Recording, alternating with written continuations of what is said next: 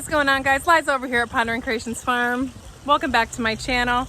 We are hanging out inside today, even though it's a beautiful day. It's probably the last flip-flop day here in New England.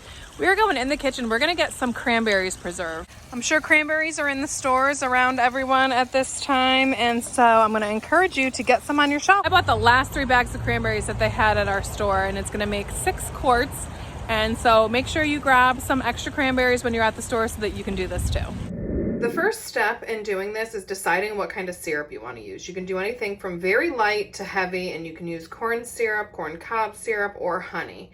And what the sugar does is it helps the fruit retain its flavor, color, and shape. It does not prevent spoilage of these foods and is not necessary when canning. Fruit can be preserved in juice or water when you're pressure canning it. If you're Waterbath canning it, it needs to have a syrup.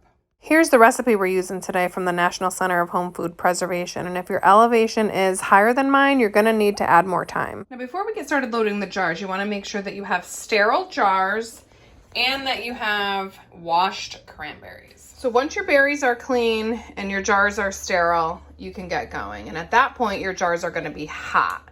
So what you do is you get a tea kettle going so that the water we're gonna pour over these cold berries is gonna be hot, and that's considered a hot pack. Another thing that's different that we're doing today is instead of making a big pot of syrup, I'm just gonna go ahead and make it in the jar as we go. The first thing we're gonna do is get 2 cups of berries in the jar, and then we're gonna use 1/3 of a cup of sugar. I'm using a organic coconut sugar, but you can use whatever sugar you have on hand. And the next ingredient is water, and to the 1-inch line, which is that first line there. And I'm using the tea kettle, and this water is going to be hot, which is why we're using a hot pack. And then we're going to go ahead and debubble these. And that's just to make sure that there's no air pockets hiding in there. That's going to siphon a bunch of your water out. And then we're going to wipe the rim and make sure that it's nice and clean, just with some distilled vinegar.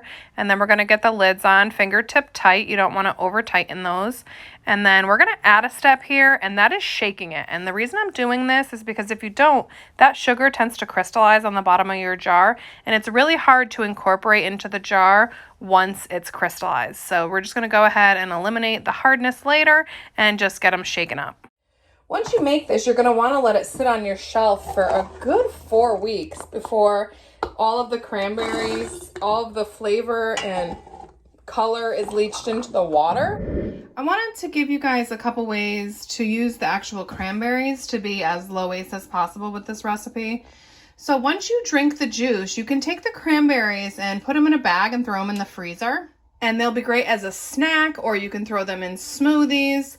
And then I like to save them until I get a bunch, and then I'll go ahead and freeze them so that they're not in one big clump, so that they're like flat and single. After that, they end up in my freeze dryer, and I went ahead and made a cranberry powder. Now I can add this to breadcrumbs or rubs.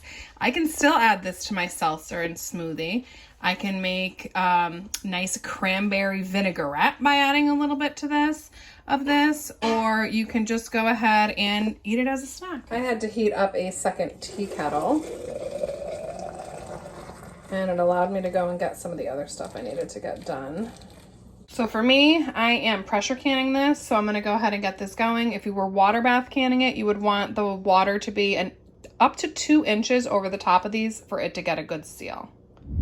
Okay, I just want to mention that this recipe can be used for lots of different fruit. And here you can see I did it with cranberries and blueberries, and just see that it looks like we're missing a little bit of the liquid because I'm pretty sure the berries absorbed it all, but it's still absolutely delicious. So go ahead and give this a try. If you have any questions about what we're doing today, you can go ahead and just leave it in the comments, or you can always go to the National Center of Home Food Preservation. They have lots and lots of different recipes and things that you can do. If you're looking for other recipes to do with cranberries, they have a cool chutney and salsa, and they definitely have cranberry sauce.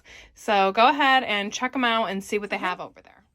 So thanks for hanging out with us today on the farm. I hope that you enjoy your Thanksgiving and get some cranberries on your table somehow. Just want to remind everyone that we put out a canning video every single day over on TikTok. Some of those I'm going to start sharing over here during the week, but there's always going to be an original video over here on YouTube, 11 o'clock on Sundays. So we will see you guys on the next one.